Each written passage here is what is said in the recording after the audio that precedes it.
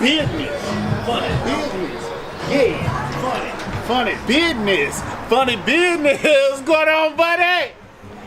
Hey, Tristan, man, what is this? This the funny business mobile.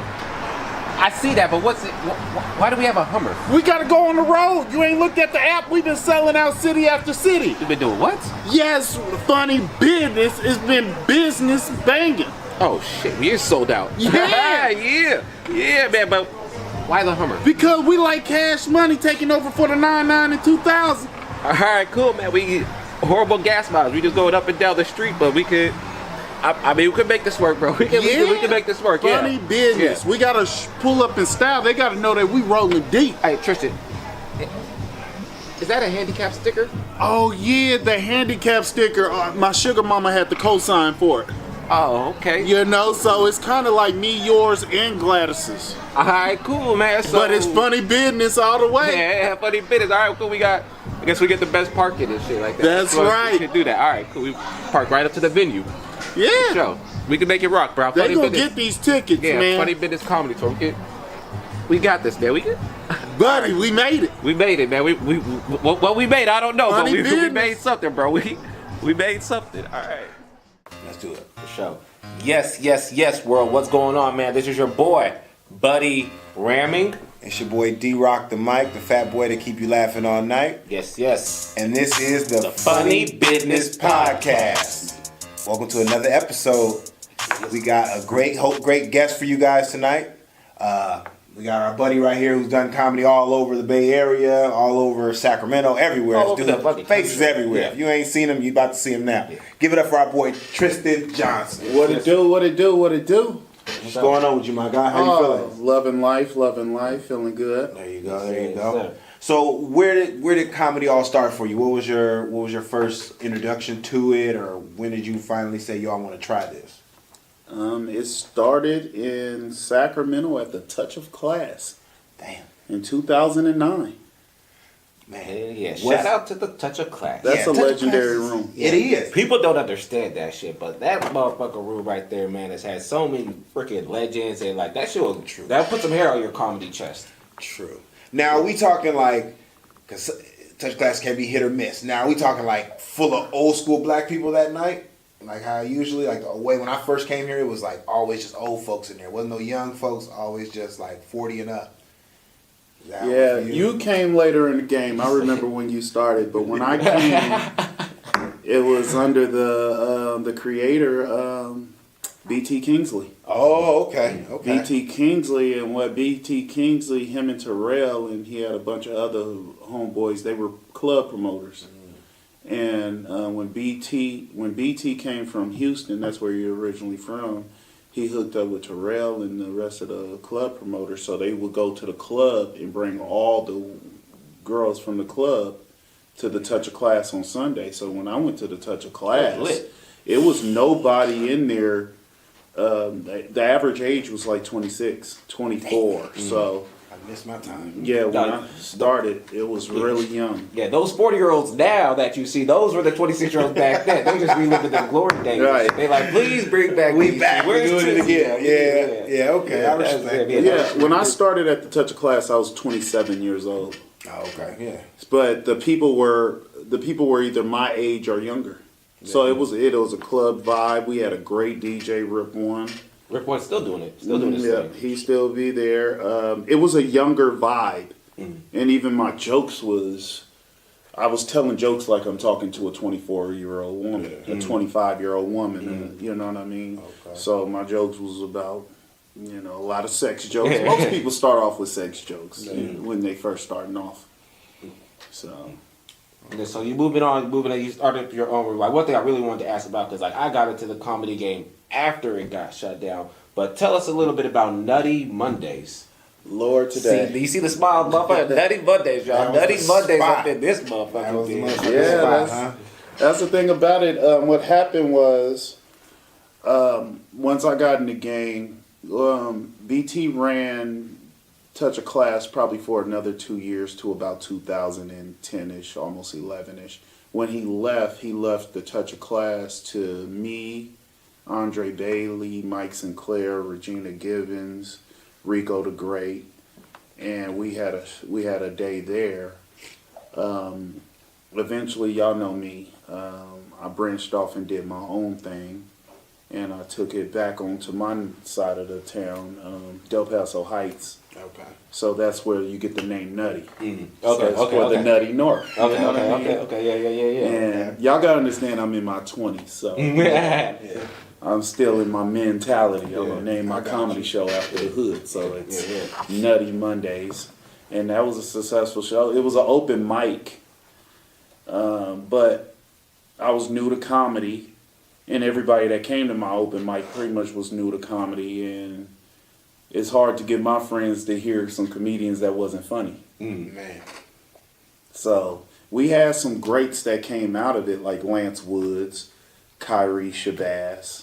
You know, like they like started in that room, but I had to add other things to the show. Tell us.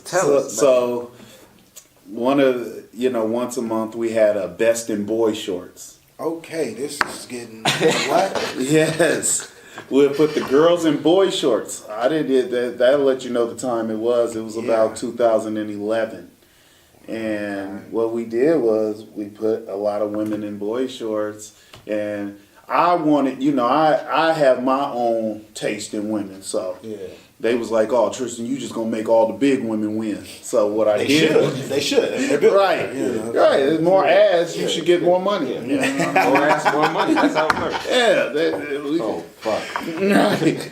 That's what I was thinking about. Right. That's how it works. You got to put a big old auntie booty in some boy shorts. So we had two. So it was supposed to be for the skinny girls and for the big girls, but I call big girls skinny girls if they smaller than me. So yeah. So you can be a skinny girl and be about 220. You're a hefty skinny girl. So we had best in board shorts. So when we'd let the crowd come, and I used to pack that place out, no security, just all my homies and comedians, and I paid them after the show. We have giveaways. People can win a bottle of Amsterdam or Ciroc or something. This place fucking rocking. Right, it's supposed to be an open mic. Yeah. But you gotta understand, this is Tristan with the braids, with the beads in his hair, the gold grill, like a motherfucker just. Where that- out those here, bro. I'm pictures. like, Yeah, the fuck. picture is right here. You just put it up. Yeah, we just put the picture right there. This is Tristan back Yeah, in that's 2011. me. That's the black version of Austin Powers. See, I got a mouthful of gold teeth. I got the beads. Yeah, you was. BT, he was my comedy mentor. When I first started comedy, he was like, he seen me show up with a white T-shirt on and stuff like that. He was like, if you want people to respect your craft, wear a suit. So I started wearing these suits and stuff like that. And you can tell when a hood nigga wear a suit. It's just a little bit. That shit ain't tailored. It ain't It looked like tailored. you're going to court. That's pretty much what it looked We like. got the clip all the time. That shit ain't even. And what happened was, at the show, when I started comedy, I used to, at one time, I was 450 pounds. Yeah, see, look at 450 pounds. That's me. That's me. 450 pounds. I lost 100 pounds Okay. when I started comedy. So I thought I was cute at this size, I thought I was cute at this size, so I was like, I lost weight. Maybe I'm a star. So that's what made me start comedy. I lost 100 pounds, so I started doing comedy and stuff like that. So then when I first started comedy, a lady donated me all her husband's suits. Her husband had passed away, and it was a bunch of suits, and she was like, he was a big dude. Yeah. They think all big dudes are shaped the same. Man, everybody do that shit. I'm like, So- nah, that don't work. So the shirt, the jackets will fit me. I can button it up, but the sleeve might snap.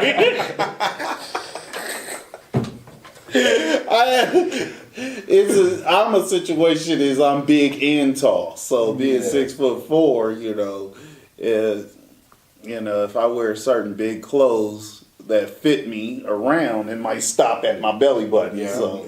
That's that shit. Yeah, right so I wore the suits and stuff like that, but I look good. I got videos and stuff like that of doing it. But yeah, I started changing my look. I was in my 20s, you know what I mean? So I was going to the club every day, but I'm an Oakland nigga, so when I came to Sacramento, start doing comedy in Sac, I was like, man, I'm gonna be funnier than them because I'm from East Oakland. You know how East Oakland, you got that arrogance. You know what I mean? They know everything. They're better at everything. They're better than everything. So even with me living in Sacramento for so long, that's how cats from Grant act. Like, I'm from Grant High School. I'm the coolest nigga in Sacramento. We from Grant High School. Like that. When I first moved to Sacramento, I was 16. And we used to have the party line. I heard about that. So you get on the party line and you have to call the women and holler at them and tell them to meet you at the light rail. You know what I mean? You have to describe yourself. Be like, yeah, I'm from Oakland. I'm like, I'm fat, but I ain't fat. I'm like, I got a FUBU jersey. I'm gonna be out there. I got the braids. I got the braids and stuff like that. So. On the party line, cats would be like, girls, you tell them you from Grant, we gotta come see. Yeah. I was dealing with a girl that went to Rancho Cordova High, and two girls was saying that they was with me. Oh, I thought that's her boyfriend from Grant. No, that's her boyfriend from Grant. I'm like, you get all this from being from Grant? Okay. So if I don't represent East Oakland, I'm representing Grant High School to the fullest. I just put my own picture of the yearbook and shit, nigga. We right here. Yeah. Represent. So with that level, you got a level of swag and arrogance when you from Grant High School or you from East Oakland. You know what I mean? So when I started comedy, I was like, we're gonna get out there, and we was new comics. Yeah.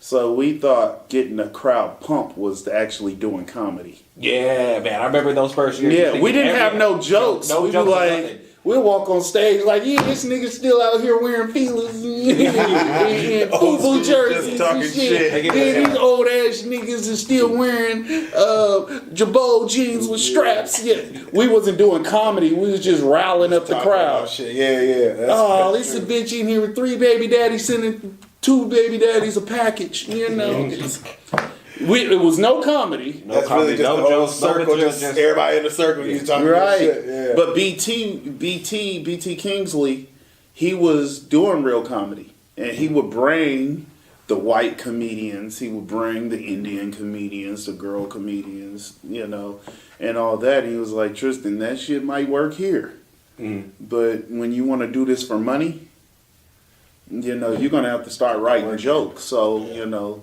that's why I really came up under his umbrella. And when I started to touch, it was some beast. Yeah. Carlos Rodriguez was an animal, bro. Carlos is a beast, bro. Yeah, he was dope, man. When I started, how the ladies would act when Carlos hit the stage, it was something epic. Yeah. I was like, I want to be a fly comedian. You know what I mean? Even if I'm big and fly, I want how people react to Carlos when he get on stage. And Carlos don't even act like that no more. Yeah.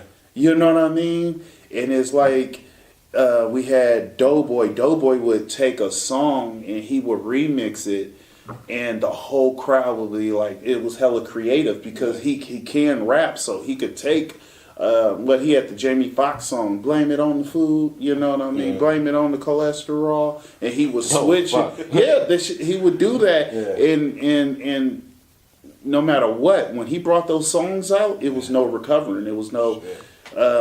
Mikey Winfield would come there, and his level of creativity was just out of this world. And then we had people that roast. We had Ant the Hustler. Yeah, Ant the Hustler, he passed away. I spoke at his funeral. We all showed up at his funeral, and we spoke highly of him. But he would roast. We had Darius Monday. That was my cousin who told me to come to the Toucher class. He used to roast. He used to roast back and forth. And then when me and Rico came, Rico started a month after me. When Rico came, it just shifted. Yeah. It shifted. Okay. It just shifted, and it was like, I was on top of the world. Then when Rico came, it was like slowly Rico took over, and then Sacramento ain't never been the same. Facts, bro. It has never been the same. Like Rico, but Rico is 10 years older than me, so he got life experiences. He had been through so much, and so when Rico came, it was like we had a movement. We all started. BT started to touch a class, but we was the hood cats, and we started under Rest in Peace Meal Ticket. Oh, Me. So when BT moved to LA to chase his dream, which he's doing great now. Doing Sprite commercials now and shit. Yeah, he's a great writer. He was a writer on a lot of stuff. You know what I mean? He does a lot of behind the scenes stuff. He was there when I did Chocolate Sunday and stuff like that. BT is really doing his thing, and I appreciate all the knowledge that I got while he was here. But he was showing me how to get money at this. Yeah. Meal Ticket was showing us how to have a good time. There you go. So Meal Ticket, we started under Meal Ticket, and these people, we wasn't doing comedy for money. We was doing comedy to get the crowd to go wild. You know what I mean? We'd dress up, dress fly, whatever we did. I invite every woman I ever talk to. I don't care if they were sitting at the same table together. Yeah. Like, if you don't come to see me at the Touch Class on Sunday, I'm breaking up with you. Hey, there's gonna be plenty of women there on Sunday. There's gonna be some pictures, man. Yeah, I'm married now. I was in my womanizing days back then, but like I said, I was in my 20s. You know what I mean? So it was like, if you don't come to the show, I need every woman that I'm dealing with to come to the show, because I want BT to let me on stage. And if I brought more people, they gotta let me on stage. So it was the girls, and then it was the girls and their cousins and stuff. So the Touch of Class was something epic. So that just once BT left, I started Nutty Monday. So we had the Best in Boy shorts for the girls, to get some money, and then we had that was for the guys to see the women in boy shorts, and then we had the Sexy Man contest. It was a bunch of soldier boy body niggas. Soldier boy body niggas. It's soldier boy body All doing the word and shit out there trying to get attention. Niggas that was gonna take off their shirt if you asked them or not. These niggas, man. Nigga can't even shoot dice with his shirt on. Like, nigga, it's getting hot. Nigga, you $3 in. You gotta get naked for $3, nigga. Boy, your pocket's tight. You done for the night. Nah, nigga, I got $2 left. Nigga, I got this nigga, you sagging with no, you damn near stripping for this money. Them y'all niggas. It's getting hot. You sagging, and no shirt on. Oh shit! You got basketball shorts. And y'all going, y'all done gambled this same $9 back and forth. Just passing it back and forth to each other. Y'all right. sharing the same dice. So Nutty Mondays was my open mic, and my thing was, nobody was that good at comedy yet. But the crowd got to have a good time. So I gave rappers opportunities, and some of those rappers, they not even alive today. So I'm happy that they got to live their dream on my Nutty Monday show. You know what I mean? Because we only gonna be here once. So I always, even still to this day, try to make opportunities for rappers, but I can't invite people to places that ain't gonna be safe for people to bring their wife. And now that I'm married, I think about it like, can I bring my wife there? You know what I mean? So that's where I'm at now. I got Funny on Fire.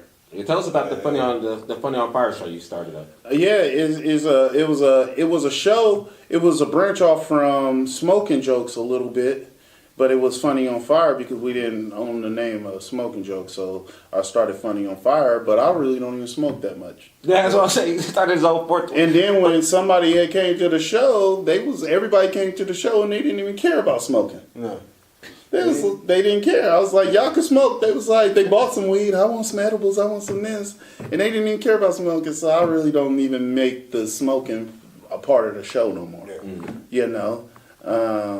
In certain venues you can smoke, some venues you can't. So Funny on Fire is venues. We did it at a pizza place in San Francisco. We did it at a gym in Sacramento. I pulled up at the one you did at Queen Sheba. We did it at Queen of Sheba. So what I try to do is when I have small black businesses, it could be a barbershop, it could be a clothing. Any I'm trying to help my people make money. Yeah, that's good. It's some underground stuff, like that. So I try to make it where vendors and people can make their little money on the under. So Funny on Fire is meant to be underground. Good shit. So if y'all, kind of like the La Russell of comedy. There you go. You know what I mean? If you got a backyard, y'all done seen us do front yards, backyards. Yeah. Driveways, all that shit. Driveway. So yeah, if y'all got enough space and you want 200 strangers there, y'all hit me on Instagram at Tristan Funny. I'm telling you, man. And these underground shows is where it's at. I'm telling y'all be going to these corporate shows or these shows that be at these comedy clubs. Yeah. The underground Go to shows these be the underground best shows. shows. I'm telling you right now. Be real. So what is what would you say your end goal is? Okay, you comedy. I know you produce. You do a lot of shit. You do a lot for the comedy community in general. So just give up for Tristan props for that, for all he does, making sketches, making flyers for people, and all that shit. Bro. All those things. You feel me? That's definitely what we're proud of. Now, where do you see yourself in 10 years, or where do you want to be in 10 years? You would say. I'm learning from people younger. I'm learning from the Kev on Stage, just the La Russells. But before them, we had the Keaton Ivory Waynes and the Robert Townsends, you know what I mean? Yeah. Y'all are like my brothers and stuff like that, so I just come through like the Purple Ninja Turtle, you know what I mean? I might have some extra lights, I might have a camera, I might have something. I just feel like if we doing this, we need to do this. Do it right, do it all the way. Yeah, y'all my brother. As soon as you grab a mic, even if you're not funny, you're my brother, because I'd rather get together and do a podcast with y'all than visit y'all in jail. Yeah, man, for real. And that's back, because I don't even know if you remember this, but like my first time I was at the Touch of Class, you was there or whatever. Mm-hmm. Then maybe like a week or two later, I ran into you at the Rockies, 74 or whatever that club is up Citrus Heights or whatever. So I was like, you was just at Touch of Class doing your thing. And I showed you the picture. He's like, yeah, bro. He's like, well, you're a comedian. I was like, yeah. He's like, well, you're in a brotherhood now. We got each other's back and shit like that. And those words rang true and shit ever since and shit, bro. I spoke at different. I didn't give comedians the light at their funeral. Damn. Yeah, because that's what you do. The firemen, they ring the bell when a fireman dies. When a comedian dies, you're supposed to give them the light. You're supposed to bring them to the stage. This person, he performed in Sacramento. He did this. He did that. Give him a round. You give them their last round of applause, and then you give them the light, and you hold the light, and then it's that's how you supposed to send off a comedian when they pass away. So I've been there when comedians had not made it. Yeah. I've seen them come back. I didn't see Rico come back 1,000 times. You know what I mean? Yeah. So we're really brothers. Lance Woods just did my wedding. You know what I mean? He got ordained and he married me and my wife. You know what I mean? Everything about me is so that a comedian can survive. You know what I mean? You done came and borrowed equipment. I done helped you with things. You know what I mean? So because I'm already make it. Yeah. Y'all got this show. I'm probably in one of the first 3 or 4 shows. Yeah. You get what I'm saying? So I pray that Buddy is out doing something constructive. I pray that D-Rock is doing something constructive because it's going to land on me eventually. Yeah. You know what I mean? So anybody out there, y'all could reach out. It's Sacramento comedians that will come out there and we'll support, bro. Whatever you need to do to get your. We'll go to Cincinnati. We'll go to Omaha. We'll go to San Antonio. We will go Arkansas. We will go out there. And there's people that believe in this comedy stuff. This is not just social media stars that want followers. I'm performing in backyards. I didn't perform in places I shouldn't have went. We all done that once or twice this year. Right. People call me because they know I just love it. And to be in somebody's living room or backyard or garage telling jokes, you gotta be such a professional because I could say something and start a fight and I'm in somebody's house. For real. Yeah. I can't do comedy and roast somebody mama and I'm in their house. Yeah. I have did comedy. Me and G King just did a funeral. We do comedy at funerals. I did a funeral without him. I did a wedding. I do 50th birthday parties. I'm okay with Churches. talking to people. Yeah. This is a profession. This is a skill set. Yeah, I ain't there yet. Yeah, so that's right. why I think all the BT Kingsleys, the Dugars, that want you to keep dressed right. I try to carry myself like a Kirk McHenry. You know what I mean? It's a lot of people. It's a lot of black men has created this person right here. Yeah, You know what I mean? facts, bro. A lot of black men created me. If you're a black man, when you see me, you could get credit. This is black man made right here. For real. Right? Because being a comedian, it's a business. You know what I mean? It's certain things. You don't want nobody fighting at your shows and stuff like that. So I carry myself because I don't want nobody to say, "Oh, you do comedy like Tristan," because it's always fighting up there. You get what I'm saying? Yeah, so okay. how I conduct myself affects you. Yeah. Because you've been on how many flyers with me? How many flyers with me? Right, yeah. So Yeah. you ain't never gonna see me trying to bother somebody's wife at a show because I want people to bring their wives to our shows. So bringing them in, that's real. you know, it's just a certain way that you carry yourself. You know what I mean? That's right. When you handling a business. When you go on stage, bro, you do material. You tell your jokes. You should do anything to make people uncomfortable. You just like, bro, I'm up, like you said, I'm up here doing a job, and that job is to make you guys smile and laugh, and hopefully tell your friends and come back. Yeah, Right. That's all we want. And I just super love black people. Yeah. So I will do a barbecue. Yeah, that's true. People be like, pull Tris, up for why that. do you do that? It's like, I love these people. I love these I people, love yo. regular people. I ain't gonna lie, that's our way of paying it forward. Maybe we don't, you know what I'm saying? Sometimes we don't do it for the money, we just do it to pay it forward. Like, yo, Yeah. these people I get there, he ain't even gonna be funny. I'm gonna roast him when I get on stage, and then they see I'm a professional. Yeah. That's It's, true. it's a difference between watching a fight on World Star and watching a fight in an MMA fight. Like, That's true. Level. yeah, you ain't never saw a 3-minute World Star video. So it's a level of professionalism that we come to, and I just can't. I do mostly churches because I'm actually saying something. I did an all-white church not too long ago. That was a little different because I'm not that aware of their etiquette. Yeah. Black people churches, you never know. People might have just got out of jail and won. Keep it a little looser there. Yeah, that's Yeah. true. So, Do you prefer to do more clean comedy than like the more adult shows, they would say? I like clean comedy because I like clean comedy. But I like to just say how I feel. Yeah. You know what I mean? I only say, how I feel. So if I would judge the room. Okay. If I was like D-Rock brought his moms here and stuff like that, I would try to say jokes that she can digest. You know what I mean? Yeah, that's right. But it's comedy. I can't. If she came to a show and it's nothing but 20-year-old girls, then she might go. She might be what you give her. Yeah, she That's right. like, oh, he's telling jokes about fake Yeezys. I don't know what a Yeezy is. You know what I mean? Who do I cater to? Somebody that's too old. That's why being a great professional comedian and public speaker, can you bring people into your world? Yeah. Can I go to Japan? Can I go to London and describe East Oakland to these people and have them entertained? Yeah, that's true. Because that's the main thing. yeah, they be having us watch Harry Potter, and you know where I went. I ain't never been to no Hogwarts. Harry Potter. So if I could, if you could have me sit through Harry Potter, Yeah. I'm gonna have you sit through East Oakland. Yeah, there you go. You get what I'm saying? Yeah. So, but that it's a level of art form. Like, oh, okay, this is Oakland. Okay, that's the mom, and that's the dad. Sometimes that's the dad.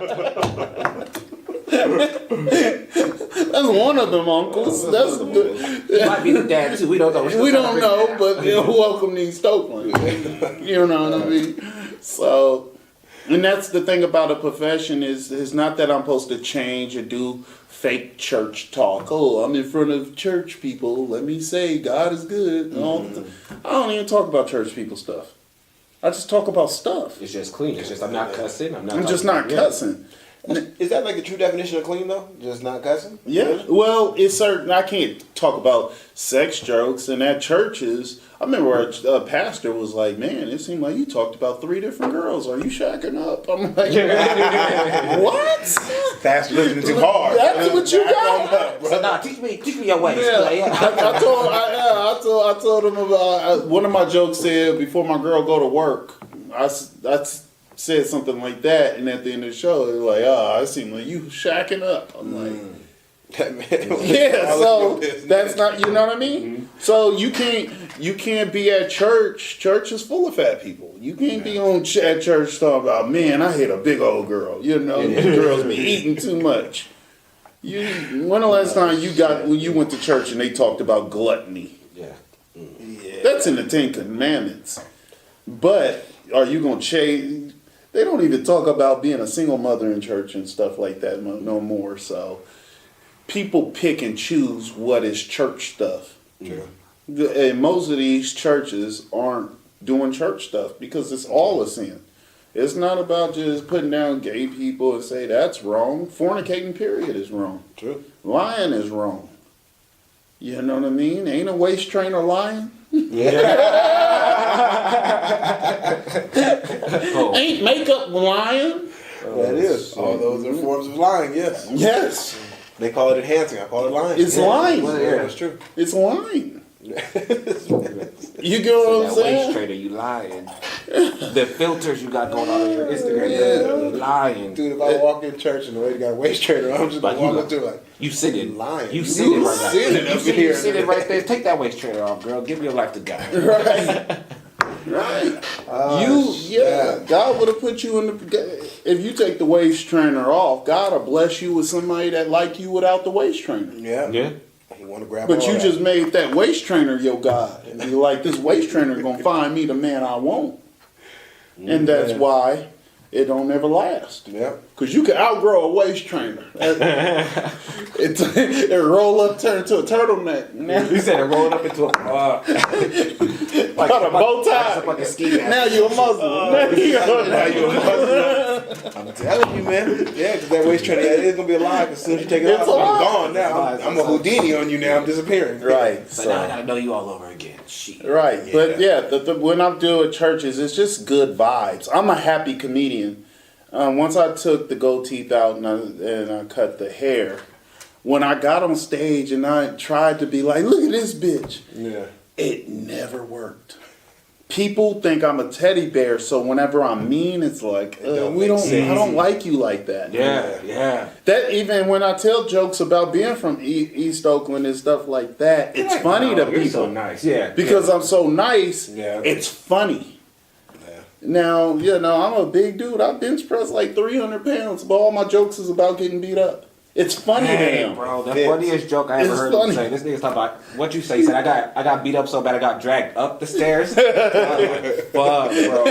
Straight tears, bro. This nigga said he got dragged up a fucking stairs. I'm like, God damn. Yeah, so that's funny. It's funny. It's a little funny if somebody your size got dragged up some stairs. But somebody drag a big nigga my size up some stairs, and then you say you kind of lost. You was getting with him.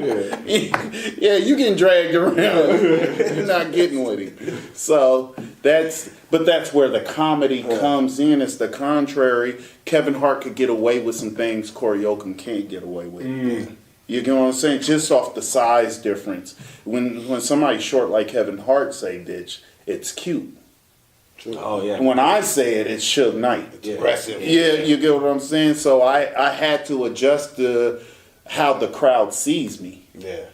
That's why some people be like, Tristan, the stuff you say off stage, you don't say it on stage. But that's when you get to the level of comedy where you can be yourself on stage and it works together. You know what I mean? So me having 13 years in the game to a real comedian, that's just scratching the surface. Bro, that's what we be saying. Shit. You got to give the first 10 years to the trash. Yeah. Yeah. Yeah. You got to say, scrap the first 10 years. Dude, I'm at 8 and I feel like I've done something. But Bro, really nothing. you know, got and I'll be looking at my crap. 30, I'll be looking at my 30 that I have right. I'm like, no, this shit. Like I feel like it's good, but like you say, like that 10, like it's throw that shit out. Throw 10 years away if you want to do this.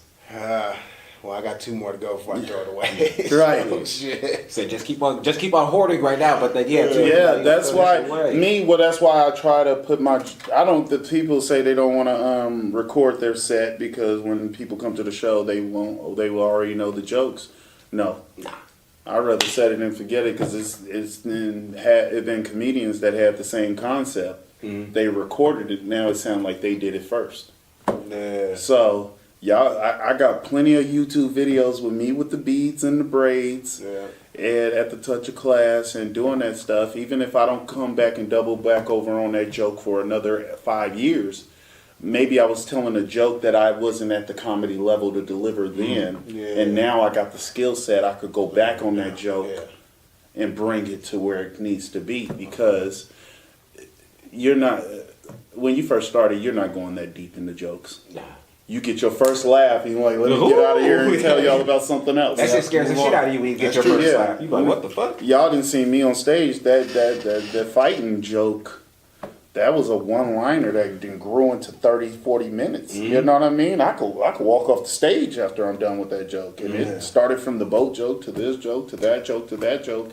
And that's when you go from telling jokes to doing bits to doing, you could go so in depth with your comedy. So, yeah, but you got to grow. You grow in it. I read more than I did when I was 27. Like you said, I learned from other black men. I was like, man, they think deeper. Yeah. And then the whole world isn't just East Oakland or Grant High School. So then you'd be like, oh.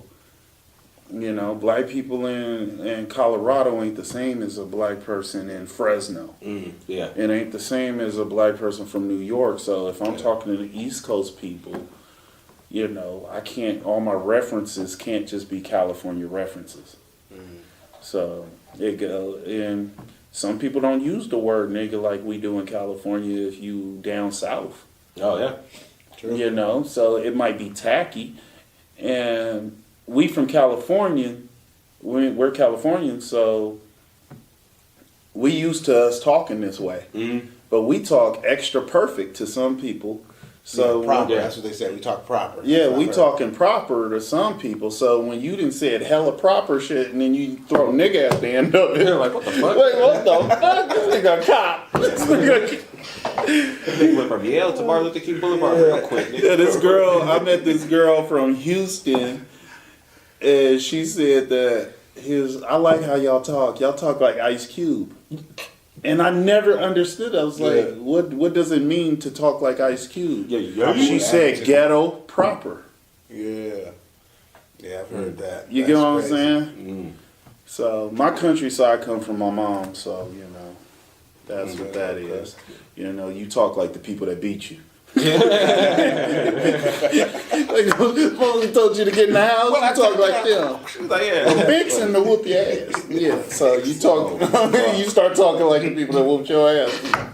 Because you gotta talk back in their language. Yeah, exactly. Okay. You told him you was fixing to whoop it. So that's just how you talk like the people that feed you and beat you. Yeah. You know what I mean? Feed you and beat you fast. Yeah, so but you live in a different time than I do. You about 10 years younger than me. Yeah, I'm 30. Yeah. You're 30, so I just turned 40 and stuff like that. So we come from the same place, but I see the world from 1995. Mm-hmm. You see the world from 2005. Exactly. You get what I'm saying? That's true. And then you see the world from being an Army military brat. Yeah. You know what I mean? Mm-hmm. So you could bring me into your world like, oh, this is I gotta get up and move, nigga. You know what I mean? Yeah. You know what I mean? Yeah. No, facts. This nigga is I can't stay still too long. I gotta go. Yeah. He's from Tracy. That's where black people from. That's from where people from Oakland brag about moving to. Exactly. I had to get my kids up in Tracy, So he knows East Oakland, but he knows the aftermath. Yeah. He was raised by people that didn't die or go to jail. You get what I'm saying? So to move to Tracy is the finish line to what Nas say? A drug dealer's destiny is reaching the key. You know what I mean? The East Oakland Doughboy dream was to get enough money, get your kids in Tracy and Stockton and stuff like that, so they don't be all up in East Oakland. So we're still connected. Mm-hmm. You know, you just is where all the prayers worked out. Pretty much, yeah. The cop went this way and the nigga went this way.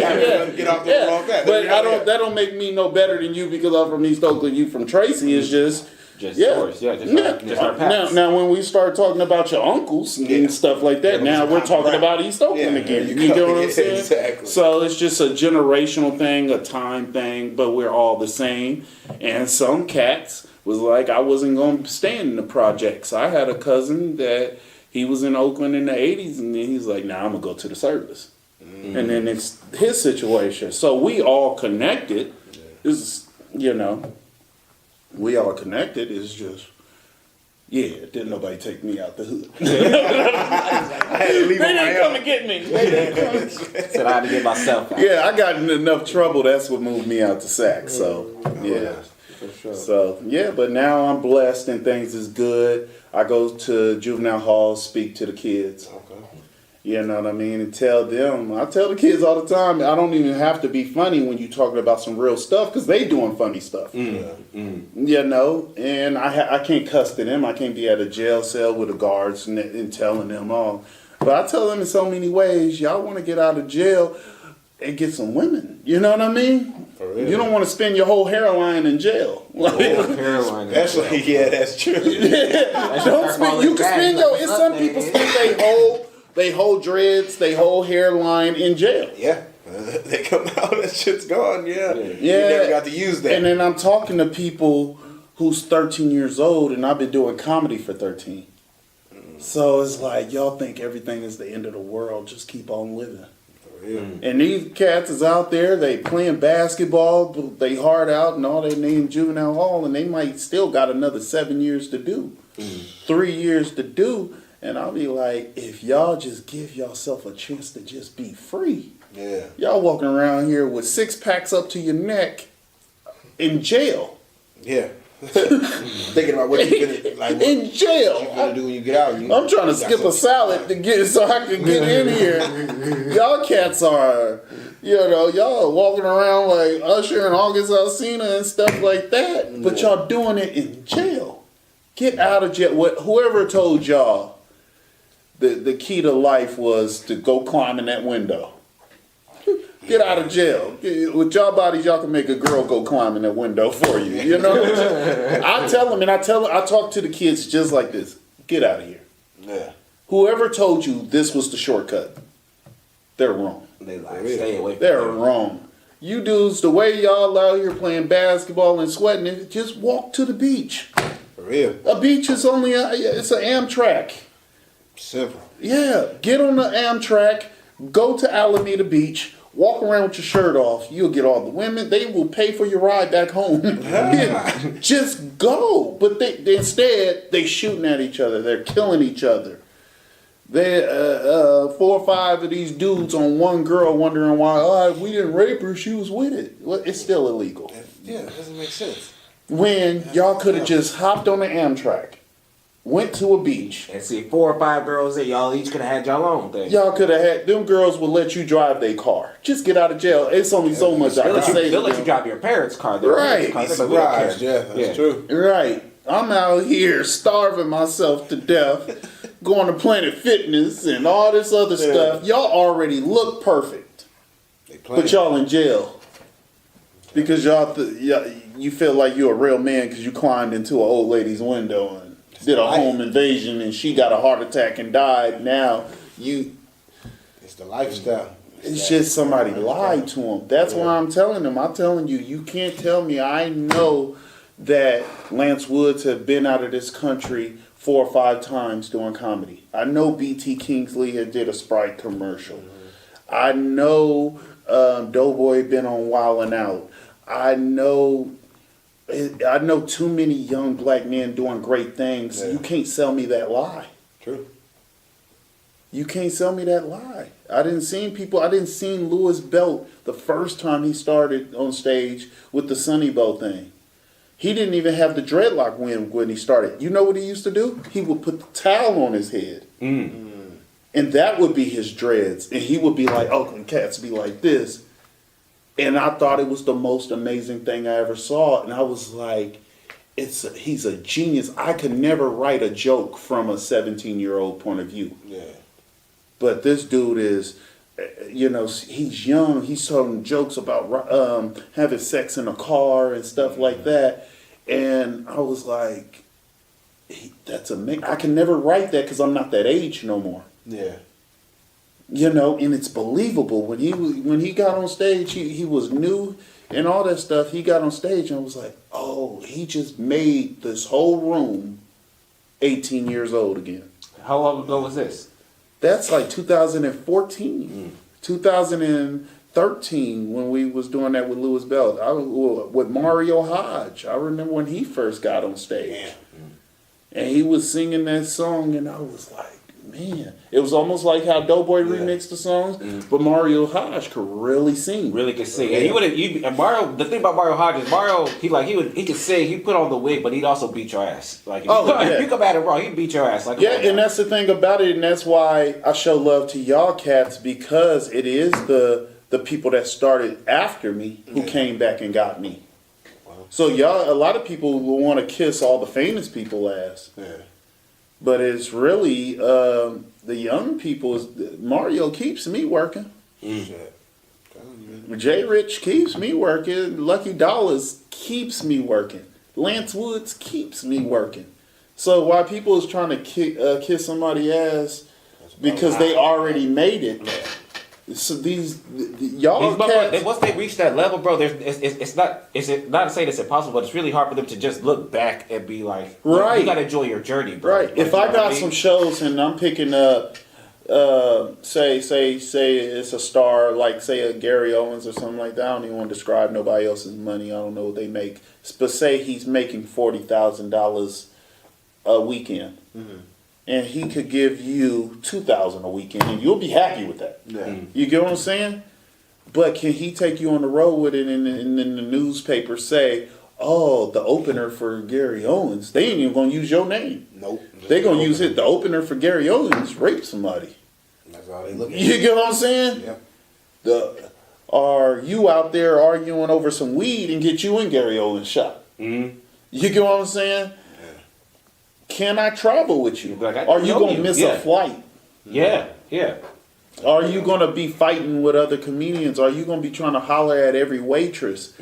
Like, this is like I said, these are businesses. Can you be professional? The name Gary Owens means business. The names Tony Roberts mean business. The name D-Lay means business. The name Lance Woods mean business. That's true. So I'm only gonna be funny when I'm on the stage, but after that, like, it's business, it's professional, it's you act right. Bro, if I take you on the road, will you set up the table and sell my shirts? Yeah. Will you turn into the cameraman? Will you feel like a sucker if I sent you to go get some backwoods? Yeah. You get what I'm saying? Because if I'm opening up these doors, you gotta have more of a purpose than just what you want. Yeah. So if I took you on the road, D-Rock be like, man, Tris be treating me like a slave and stuff. He gonna tell me to set up the camera and videotape him. But it's like, motherfucker, you on the road. You on the road. It's your chance. Yeah. You might as well stop. Right. So that's why it's a business. You got partner. I just had a wedding. I tried to put, my friends from my new life and my friends from my old life in the same room. And I realized that was probably not the best thing. That's like melted oil. Yeah, I got millionaire friends. Yeah. That's why I don't even think about money like that. I have millionaire friends. But then I have some friends that would do a crime that comes with 20 years. They got millionaire dreams. Yeah. You know what I mean? Right. So when I put them in the room, these are black men that see the world two different ways. My millionaire friends are not thinking about going to jail. Mm-hmm. No, not even close. Yeah, they told us that they didn't make their kids rich. Now they trying to make their grandkids rich. Yeah, they're focused on generational wealth. They're like, I'm trying to keep this $1 million in the family. When you tree. trying to make your grandkids rich, you not stepping outside squaring up with nobody. Nah. Like, what are we talking about? It's a waste of So time. I got lawyers for that. Get out of here. Yeah, the kids are at my house now tearing up my furniture. Yeah, I'm not finna waste my And, time. and they supposed to stop playing the Nintendo Wii or whatever video game out because I stepped in the street to fight a nigga and got shot. Yep, that's true. So I love what we doing because it puts me in so much room of black men with value. And people be like, but Tris, why do you still use the word nigga? It's because I'm proud of my niggas now. Yeah. That's real. When I say nigga, that means cameraman, that means clothing line, Yeah. that means auto body shop, that means web designer, Yeah. that's Kev on stage, you know, LaRussell, you get what I'm saying? E40, that's what the word nigga mean to me now. Yeah. You get what I'm saying? Yeah. And we do this stuff out of necessity. Mm-hmm. Back in all those people in the 80s, the only option was go get a rock. Yeah. Yeah. Now somebody be like, I think I'm a rapper. I think I make t-shirts. Yeah. I think I paint tennis shoes. Yeah. Yeah. I think I'm a DJ now. I think I'm a DJ. You go to YouTube University, you can be anything you want now. Yeah. You could be They anything have you an app ain't. for So, it. Yeah. so now, when I think of the word nigga, I think of a nigga painting Jordans and selling them for $1,500 to a nigga that don't want to paint them himself. Yeah, that's true. And Shit. it's a nigga out there buying $1,500 freshly painted Jordans. Yeah. That's some nigga shit. Yeah. That really is though.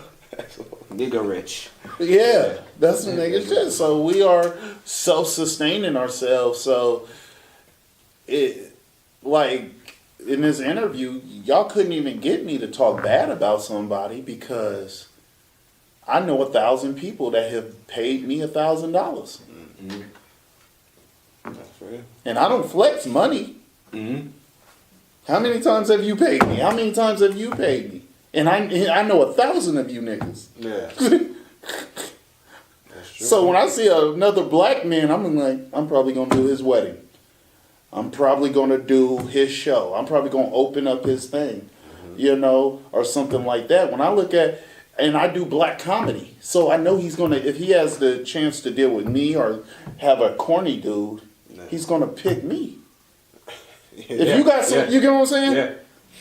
Mm-hmm. True. Yeah, so that's why I be secure, because when you want Tristan Johnson comedy, it's only one Tristan Johnson comedy. You know what I mean? You're not gonna be like, oh, I can't get Dave Chappelle, but I'll take Carrot Top. You know, you want Dave Chappelle. That's who you want. When you want Dave Chappelle, you don't want Kevin Hart. Yeah. When you want Kevin Hart, you don't want Cat Williams. Mm-hmm. You want those people, so there's no need for nobody to hate on nobody. That's who you want. Yeah. Yeah. That's real. You get what I'm saying? Like, so yeah. I don't know how many episodes we just shot. I think we talked about the first season. I think we just that's the whole I think we season just right wrapped the whole first season right now, but we appreciate it. Right. So yeah. But Y'all chop it up to whatever topic we stayed on long enough. Yeah, definitely. But no, one thing we always ask comedians before they do get up out here is their Mount Rushmore, your Mount Rushmore of comedians. Who's your top 4 people you want to work with, or dead or alive, anything? Of course, the Chappelle, Yeah. Tony Roberts, Fucking beast. Dude's a killer. Rico the Great. I get one more for a Rushmore, right? Yeah. Yep. You get 4. I want the technical of.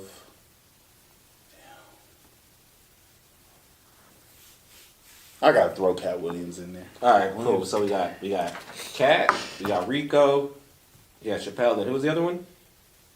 You got Chappelle. Tony Roberts. Oh, Tony Roberts. That's right. Tony Roberts. You know, that's interesting, man. Because whenever we ask like comedians, like they're Mount Rushmore, they always mix like Sacramento comedians with like big headlining comedians and shit. But then like when you look at them like stage for stage and shit, like it's comparable.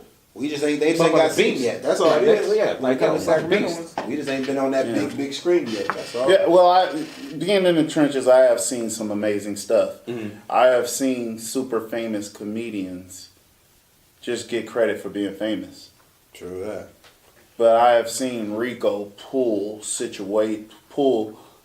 where nobody could get a laugh. Mm-hmm. And that man, And that man destroyed he does do that. You know what I mean? Now, are we talking about, is it because he's from Northern California, so he's so tapped into the language of the environment? Maybe, but I don't know. It don't matter. I done took him to churches, and he did the same thing. Yeah. Mm-hmm. He went out of state too. Boy, went out of state. I took him to white people. Yeah. And he did the same thing. I took him to out of state, and they made sure that they brought him back out. You know what I mean? We was just up in Tacoma. I didn't see Rico do some amazing things. And for somebody to still be amazing with me, and I probably do comedy with them 10 times a month, and this person is still amazing to me. Yeah. Different type of caliber. Yeah, man. Shout out to Rico and all that, man. Yeah. But we also want to give you a congratulations because we've seen that you did get married. Word up. Shout out to married life. Thank you. You know, is kids the next thing? What's we out to get in there. My wife is like 8 years younger than me, so we're gonna start tapping into that and seeing now how that work out. A young Tristan on the way. All right, you feel me? But man, we appreciate you coming out, man. Appreciate you guys checking us out for another episode of Funny Business Podcast. Like and subscribe right now. Come on now, share it with a friend, or if you like one of the clips, cut it out, send it to us.